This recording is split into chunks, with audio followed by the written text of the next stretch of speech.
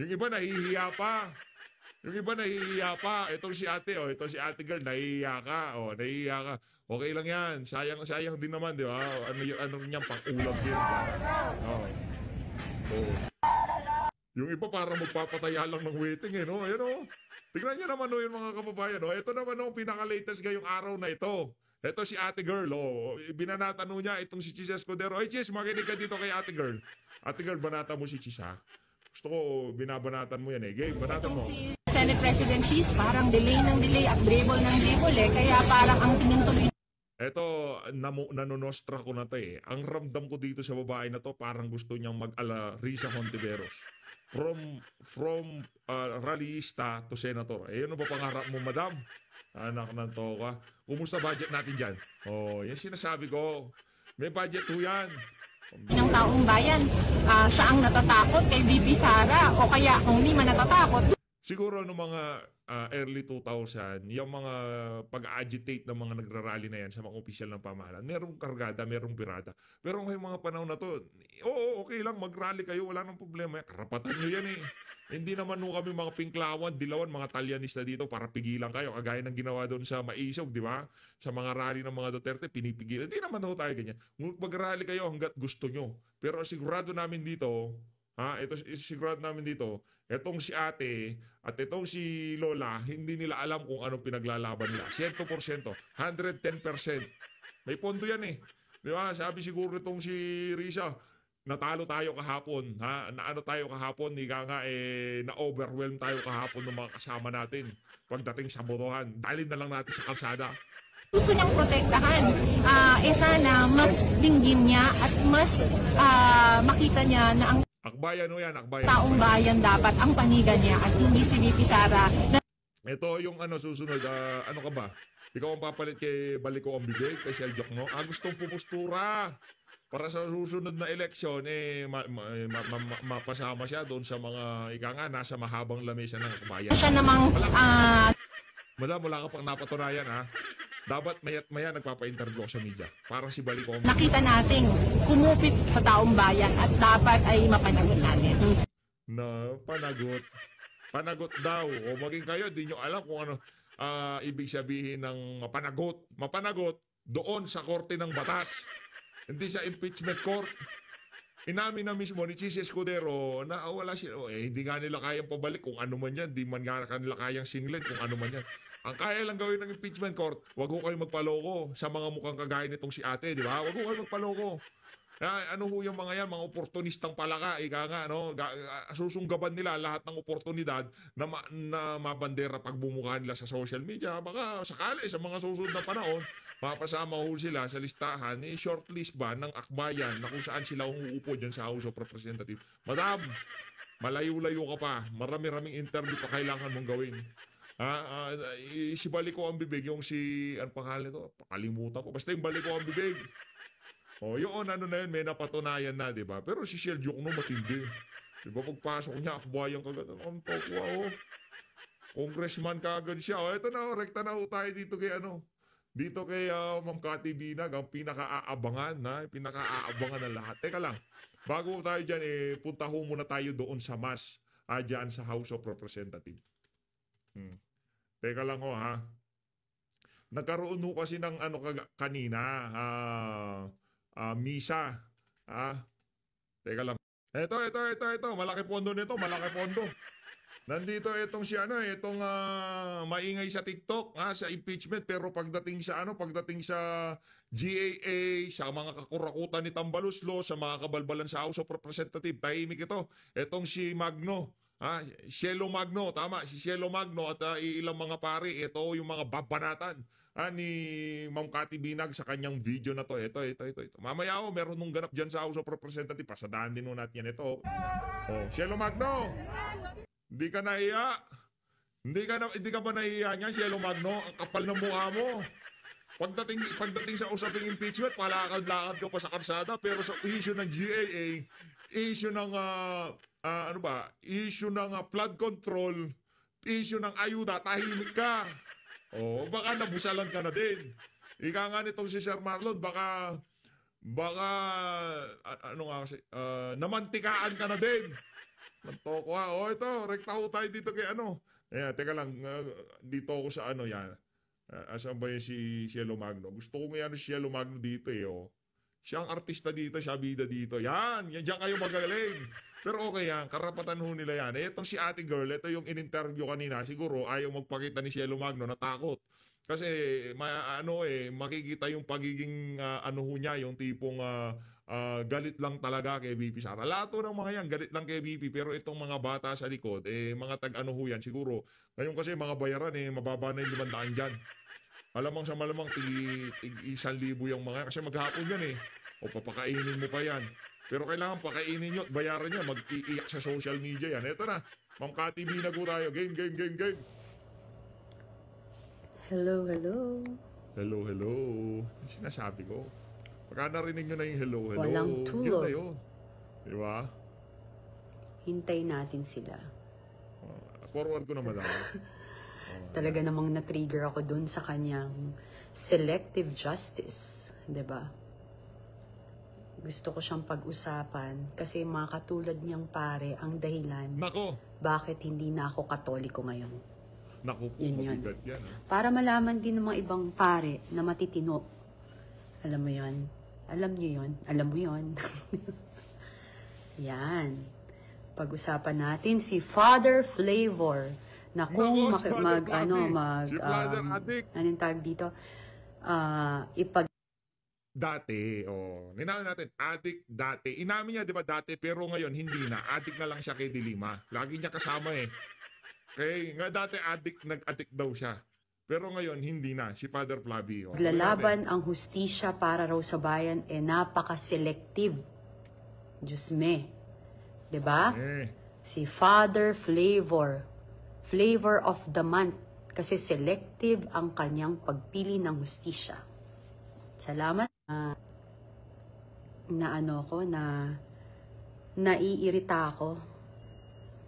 Lahat naman ho tayo makasalanan. Pero ang nakakaya, yung isang pare na kung makahusga at makatawag ng Judas, kung makapagsalita, mas Judas pa. Alam mo yon, 'di ba? Hello sa inyong lahat. Yun, 'di ba? Grabe yung mga bitter dyan. Nakakalungkot. Naku, mga bitter. 'Di ba? Nakakalungkot. Mga bitter Sige, kayo, pag nag 300 na tayo, ano tayo? Let's start. Nag-umpisa na naman, 'di ba? Alam niyo ako, hindi ho ako perfectong tao. Marami rin ho akong maling nagawa sa buhay. And lahat naman tayo ganun, 'di ba? Ang nakakalungkot lang at nakaka-disappoint, mas madalas kung minsan yung supposedly na magbibigay sa atin ng inspirasyon para gumawa ng mabuti at ng tama, yung pa yung kung what do you call this? Kung lumabas or magsalita ay napakamali at selective lang. Kasi, may isang pare, si Father Flavor dyan, na lumabas. Ako naiirita ako. Ayoko na sana na magsalita about them or about religion. Pero gusto ko lang malaman na sa ibang matitinong pare sa inyo po, na kung meron hong isang paring ganyan na selective ho mag-isip, tas nire-represent ho ang inyong inyong institusyon, napakapangit. Sana ho sa akin, kung kini-question mo yung confidential funds ni VP Sara, bakit hindi mo rin questionin yung GAA and BICAM na bilyon-bilyon ang halaga? Ang flood control projects na trilyon ang halaga. Bakit? Dahil hindi nyo nagustuhan yung desisyon na ibinalik sa Kongreso ang impeachment, what do you call this, documents, and kasi may mali na nakikita ang Senate, is grabe kayong bumanat. Bakit ho kayo nananahimik dun sa issue ng flood control projects na yung PhilHealth Fund, Father Flavor, na mas bilyon na ang daming mamamayang Pilipino ang may kailangan? Ang Maharlika Funds. Bakit kayo nananahimik? Bakit hindi nyo kine-question yung bilyong-bilyong pondong nawawala compare sa 100 millions? Why?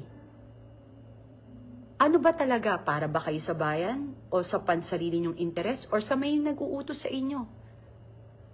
Hindi na ho kayo kapanipaniwala. Sa totoo lang, napaka-ipokrito ninyo. And kung meron kayong sasabihing Judas, isa ho kayong Judas para Nako! sa bayan at mamamayan. Yari ka dyan, Father Flavi. Nagalit mo tong ano namin. Itong muse namin, yari ka dyan. Oh, ikaw ang das who. Diba? Ikaw ang das who. Hindi ang mga... Yung 18 senator, ito ang problema sa mga mga bataan nitong si Trillanes at nitong si Tambaloslos. Pagka hindi pumabor sa kanilang naratibo ang sitwasyon, nag-aalboroto naman ganyan. Kami naman noong trinansmit yan, sa kabila ng na-publish naman na talagang merong nalabag, 4 na impeachment sa loob ng 1 taon. Doon pa lang meron na tayong problema, pero trinansmit sa Senado, sige, okay, wala problema. Bloodbath nga akong bloodbath, di ba? Pero kayo, ibinalig pa nga lang. Wala pa nga tayong napag-uusapan na titigil o kung ano pa man, di ba? O nag-iiyak na kayo. Ang problema kasi dito, para kayo mga batang nagmamaktol. Pagka hindi pumabor sa inyo, naglulupasay kayo. Ito si Father Flavi, kulang lang maglupasay, no? Ng Pilipino. Oh. Hindi ako sa inyo magsasorry kasi I'm so disappointed because you're a priest. You are supposed na maging balanse ka at magbigay ka ng inspirasyon na ipasatupad kung ano yung tama at ipaglaban kung ano para yung dapat at para sa mamamayang Pilipino at para sa bayan natin. Pero ano lang kine-question mo? Confidential funds. But you never question the GAA and BICAM na billion flood control projects. PhilHealth funds. And Maharlika funds. Nako. You don't deserve to be priest. Kapal na mukha kasi itong si Father Adik eh. Dati, ngayon hindi na. Oh. Papakinggan nun natin yung speech nitong si Flavi. Ito. Lagay ko dito si Father Flavi para alam nyo kung pagmumukha nitong walang yung pari na to. Ito, pakinggan nyo mga kababayan. Ang mga taong humusga, 18 senador, ang mga Judas na mukhang alagad, ngunit ang kanilang mga kilos ay balasubas. Sila ang mga Pilato na may kapangyarihan bilang hari ng saligang batas, ngunit ginamit ang Tulog si Kuya eh. poder, naghugas ang kamay upang imbis ang hari ng katotohanan ang bigyan laya, pinili ang kamatayan at si Barabas.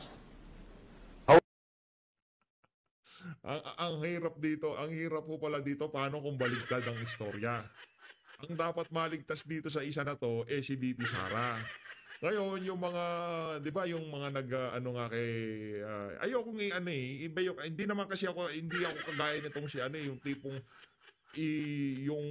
nangyayari sa politika ihahalin tulad nila sa nangyayari sa Biblia. Hindi ko tayo ganun. Pero kung ating titingnan, paano kung baliktad ang sitwasyon? Ang gusto pa lang i-crucify dito sa issue ng impeachment na to, inosente. Gusto lang pala kabutihan. Paano kung kayo yung mga pariseyo na inaakusahan, ang Panginoong Hesus noong mga panahon na yun? Paano kung kayo yun? Kaya huwag niyong gagamitin yan. Huwag kayong, basta, let's stick sa facts lang. Let's stick with the facts. Huwag mo kang papadaanin. Hindi lang ho kayo nagbabasa ng Biblia. Hindi tayo nagbabanal-banalan. Pero kahit po paano naman, nagbabasa naman ho tayo. Nananalangin. Yung totoong panalangin Hindi kagaya nito. Anak ng toko, nasa likod mo, puro buhaya. Paano kami maniniwala sa'yo? However, all is not lost as we condemn the actions of the 18 senators, let us not forget the light, the sun, the brave. O paano kung talagang yung sinabi nitong si Senator Bato de la Rosa, talagang yung guidance niya ay talagang matindi, di ba? O paano yun? O ibig sabihin kayo natatalo kayo ng yung kasi yung mga nasa kadiliman yan, si Father Radic, dati, hindi ngayon. Ngayon, adik na lang siya kay Dilima, lagi niya kasama. O, hindi na siya, dati yon ha, hindi ngayon. Ano naman siya, naman nag-confess nun linabas naman niya yan, hindi naman tayo naglabas niya. Siya naglabas nun. O, dati huyang nagbabangag, dati. O, ngayon pari na siya, kay Dilima na lang. Lagi niya kasama. Ayun. O, tuloy natin. Kakahiya ho kayo. Kasi selective ho kayo. Nako. At namamanduhan ho kayo. Hindi ho ng Panginoon. Bagkus ng mga demonyo sa paligid nyo. Yari ka dyan, Brad! Nako, matindi yan ha, matindi yan. Namamanduhan ka daw ng yung mga demonyo ba? Sa paligid mo, may mga demonyo. Problema dyan, Brad. Yeah. Human rights kayo ng human rights. Kami, nasa human rights namin, yung mga bangag. Yung mga adik sa kalye. Ino-hold up. Di ba? Yung mga ordinary Pilipino. Asa yung human rights namin? Yung mga katoto mo lang ba dati ang dapat may human rights? I mean, katoto, yung mga kaibigan niya dati na mga bangag. Kung ngayon, alam ko, di ka na nagbabangag. Bangag ka na lang ngayon kay Dilima. Langya ka, oh. Sana wag nyo na lang kung gamitin yung pagkapari nyo. Correct. Kung ganito rin lang ho kayo. Sa totoo lang, nakakahiya talaga kayo. Ako, hindi ako perpekto. Makasalanan ako. Dahil sa buhay ko, katulad ngayon, nagkakasala nga ako. Ngayon, dahil sa inyo. Oh. Correct, Diba? correct. But I don't care. I need to say this. Kasi yung feeling nyo kung kayo lang pwedeng magsalita, kaming mamamayang Pilipino, pwede rin hong magsalita. Hindi ho tama yung ginagawa nyo. Questionin nyo yung GAA and BICAM. Questionin nyo po yung nawawalang flood control projects. Ang dami pa po. Sampal sa Pero pagmumukha ano ni mas Father pinipili Adik nyo? yan. Father Flavi pala. Sorry, nasanay na Father Flavi, sorry. Di na siya ngayon ganon. Dati yon. Ngayon, tapat na siyang naglilingkod kay Tambaloslos at kay Trillanes. Hindi sa Diyos, kasi kung talagang naglilingkod ka sa Diyos, imbis na yan ang atupagin mo, ang dami nagugutom sa kalsada. Ang dami nangangailangan ng tulong nung mga tawag niyo sa damit nyo na yan. Diba? Ang daming Pilipinong namamatay sa gutom dahil sa pagnanakaw ng mga nagbibigay ng pera sa inyo. Oh, yun dapat. Maniniwala ako, pero kung isang tao lang ang pinupuksa nyo, kinakalaban nyo, talagang binibira nyo, iba usapan yan. Baka naman, ika nga ni Sir Marlon, namantikaan ka na din. Diba? Baka namantikaan ka na din. Oh. Sabihin na natin o bakit? Malaki rin naman 100 millions worth. Ano yung mas malaki, yung bilyon? Yung pag nagbabaha tayo, ang daming naperwisyo, daming namatay, ang daming nawalan ng bahay. Ang daming nawalan ng kabuhayan. Flood control projects. Bilyon ang halaga. Walang nagsalita ni isa sa inyo. Ikaw rin, nagsalita ka ba? Hindi. PhilHealth funds, pinaglaban mo? Hindi. So, anong sinasabi mo sa akin? Para sa bayan? Selective justice ang gusto mo. Nako. Ikaw yung paring sumisira sa institusyon ninyo. Isa ka doon. Huwag mong gamitin na ang pagiging pare dahil mahiya ka sa Panginoon. Tsaka unfair naman para doon sa mga pare. Pag kasi isang pare nagsalita, buong institusyon, buong simbahang Katoliko nakakaladkad sa mga kabalbalan nitong si Father Flavi. Tanong ko lang para sa mga sarado Katoliko diyan, kasi hindi tayo Katoliko. Hindi tayo ano ba tayo ng mga nyo diyan? Yung mga parokya tawag nila diyan Yung mga simbahan nyo, sang-ayon ho ba sila dito sa mga nangyayari sa ating bansa na to? Sa kabila ng napakaraming nangyayaring korupsyon, flood control, GAA, kriminalidad sa karsada, approve ba sa mga parokya ninyo yung mga nangyayari na yan? Kasi base dito sa pagsasalita nitong dating adik na father na to, parang okay lang basta mawala si Sara. Okay lang kahit lumubog sa utang ang Pilipinas basta mawala si Sara. Yan ang utak niya si Father Flavi. Langya ka, Father. Ay, di ko nga alam kung mother ka. Mother ka ba o father? Mother, father. Diba? Langya ka. Kala mo kung sino ka makapagsalita, ha? Oh, ihahalin tulad pa sa Biblia yung nangyari. Mga hudaws ng mga senador. Brad, di ba? Wag mong kalad ka rin ng ika nga ang sa bagay, ano bang gagamitin mong analogy? Si Juan at si Pedro, si ganito, si ganyan. Ngayon, natripan mo, ginawa mong hudas yung mga pambihira, oo. Kaya ka nababanatan eh. Di ka naman dapat mabanatan eh. Nagpakita ka na naman. Langya, Kaya, oo. mag-retire ka. Huwag ka na magpare. Lumabang ka na lang. Hindi ka para sa mamamayang Pilipino. Tsaka hindi Para ka para kay sa Dilin. bayan. Hindi, madam, para siya kay Trillanes at kay Tambaluslos at para kay Dirima. Yan o, yung mga amo niyan eh. Hoy, para sa CBCP, mga samahan ng mga pari dyan. Di mo kayo Pati kayo, pati pangalan nyo, nakakalad ka dahil sa mga kapalpakan, kabalbalan, kabalenturaan ng mama na yan. Di nga, hindi ako, father ba yan? Baka mother yan. Nakakahiya ho kayo. Sa totoo lang. Oh. Yun lang ho. Ciao. Yun lang ho. Ciao. Bye-bye, madam. See you later. Oh, maraming salamat, mga ka-TV. Palakpakan mo muna natin ang isa sa mga isa sa mga magagandang vlogger sa kasaysayan ng Forever. Palakpakan mo natin. Yan si Ma'am ka-TV. Ayan, oh. Naku. Ay, sa itsura pa lang, malalaman ko na kung sino papaniwalaan dito sa dalawa na to eh. Di ba? Oh. Ma'am ka-TV tayo dyan. Dito tayo. Makibalita ko. Ito, ito? Mabait ho ito. Ika nga. Nakita ko ng binartagol ito ni Trillanes, nagkaroon ng itong si Subiri, pero yung pagiging malumanay, kalmado, yan si Senator Alan Peter Cayetano. Pero yung utak niya, tumatagas na sa tenga niya sa sobrang tawa. Magaling ho itong mama na to. Bilib ho tayo dyan. Na kahit na maraming nanira dyan noong mga naunang panahon, kasi nagkaroon ng problema yan eh. Yung tipong siniraan siya ng isang vlogger. Hindi, mas naglilinho talaga tayo dito kay Senator Alan Peter Cayetano noong mga panahon na yun. Noong sinisiraan siya, kasi nagkaroon ng away-away dyan eh. Pero mas pinaniniwalaan ko to. Hindi ka naman gagawing Vice President ni dating Pangulong Rodrigo Duterte kung kargado ka. Kung meron kang bagahe, ika nga. Pinili yan ni Tatay Digong, merong dahilan.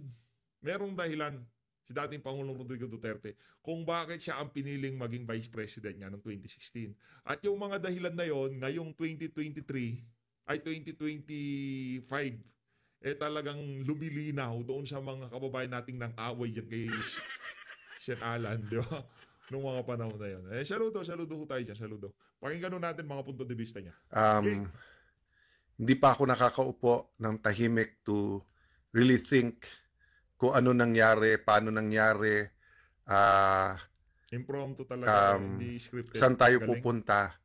Of course, in my mind parati is, Lord, help us to do what's right. And also, that we pursue God's kingdom, His righteousness, yung mag-align tayo. Magkano bigay sa iyo ni Sarah? Actually po, hindi kami nag-uusap ni Vice President Pagka sinabi nitong si Sen Alan na hindi sila nag-uusap, maniwala kayo, di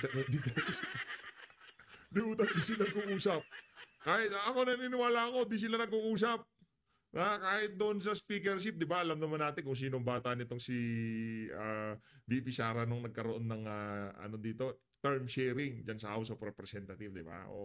Hindi ko talaga sila nag-uusap. Pagka sinabi ni Sen Alan na di sila nag-uusap, maniwala ko kayo. Sarah, hindi po lingid sa inyong kaalaman, malapit po ako sa tatay kay PRD, but I can face anyone and tell you honestly na politically neutral here.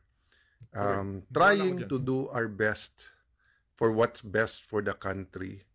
And I think if all of you know the facts we do, katulad dun sa impeachment complaint, then magiging mas malalim ang inyong pagkakaintindi sa nangyayari. Ram Esperon, good evening. Kaya importante ho yung edukasyon eh. Yung tipong wag ho tayong magpakabulag na tagasunod doon sa mga political personalities, political mga parties. Wag ho tayong maging bulag na tagasunod. Kay Tatay Digong okay lang kasi may napatunayan na tikit ka pa basta si Tatay Digong doon ako, walang problema. Kasi di ka maliligaw dyan. Alam mo, pagka yan Duterte, ang gusto niyan, mapabuti kalagayan ng mga Pilipino. Pero pagkaiba, mag-isip-isip ka. Yun ang ating sigurado dito. Wag ko tayo maging bulag na tagasunod. Ay, ang tipong pagka sinabi ni ganito, ganyan. Hindi, kailangan nun natin ma-educate, maintindihan kung ano ba yung mga naging dahilan kung bakit sila umabot dun sa decision na ibalik na lang sa House of Representatives. Yung problema na ipinilit ipakain sa Senado, nitong mga walang yung aso ni Tambaluslos, di ba? Belias Lifestyle.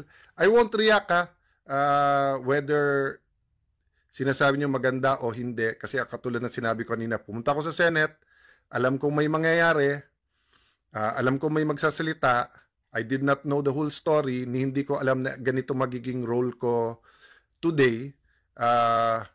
My classmate, Darwin Cañete, God bless you. Trying to be a statesman in the sense na it's not political but what's best for our country.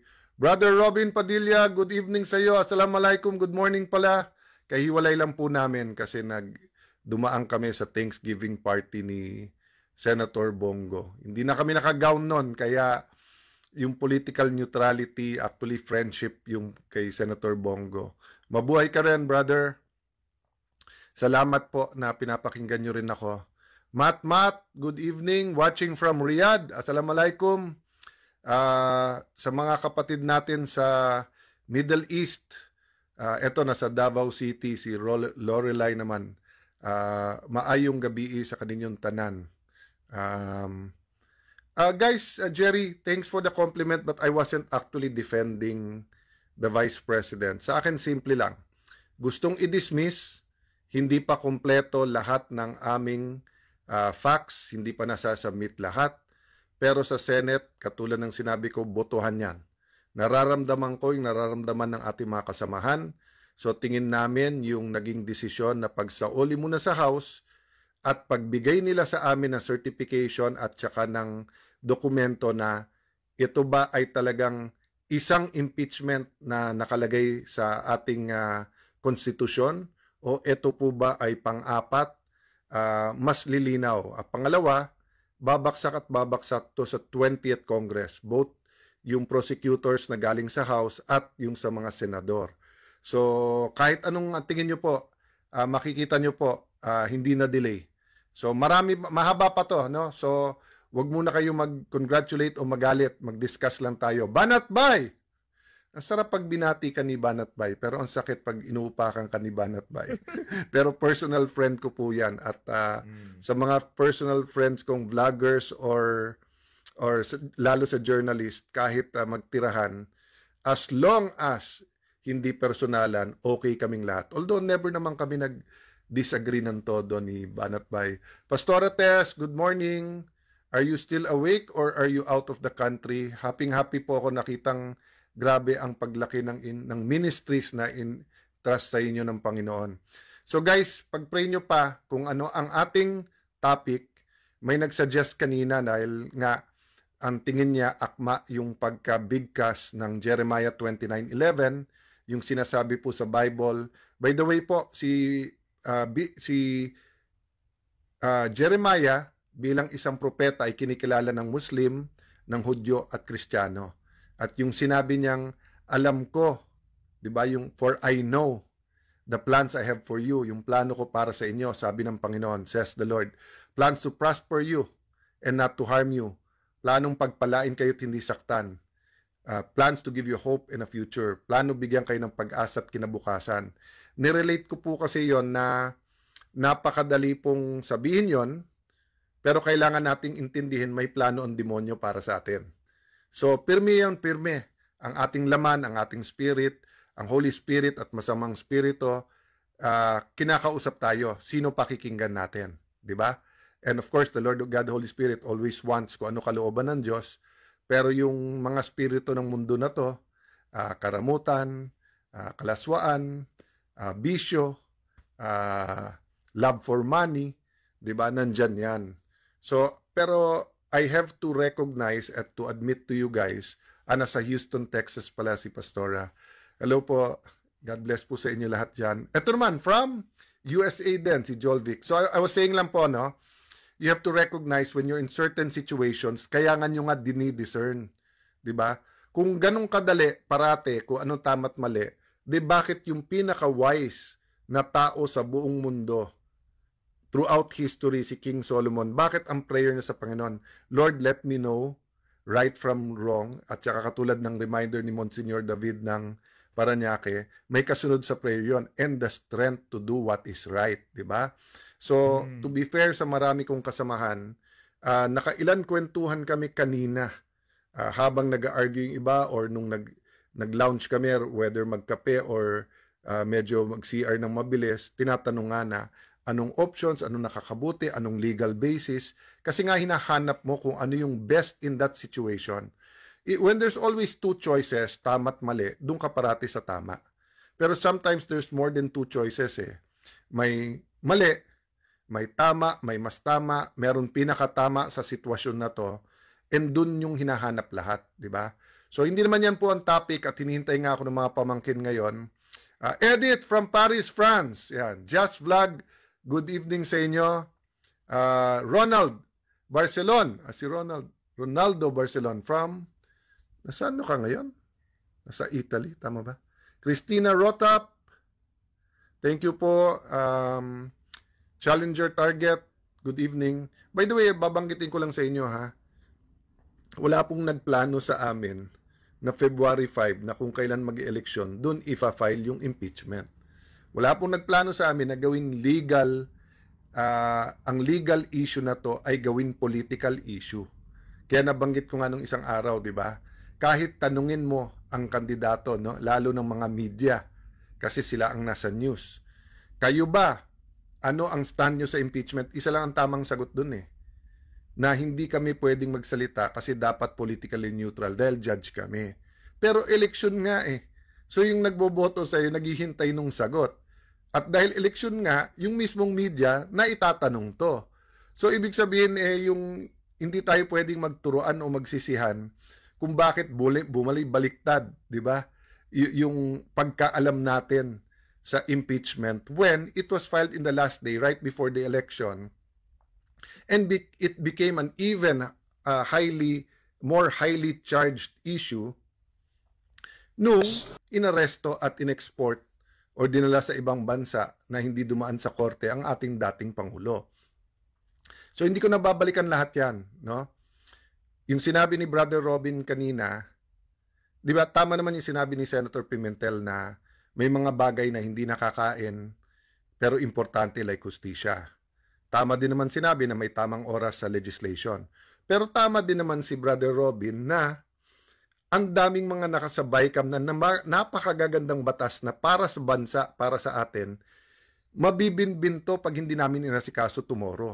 At ito naman po yung sinasabi ni Bongo, Senator Bongo, na hinuhugot niya from yung pag-iikot sa buong bansa na, Sir, hindi nyo ata naririnig sa Manila yung daing namin kasi panay impeachment yung nasa news.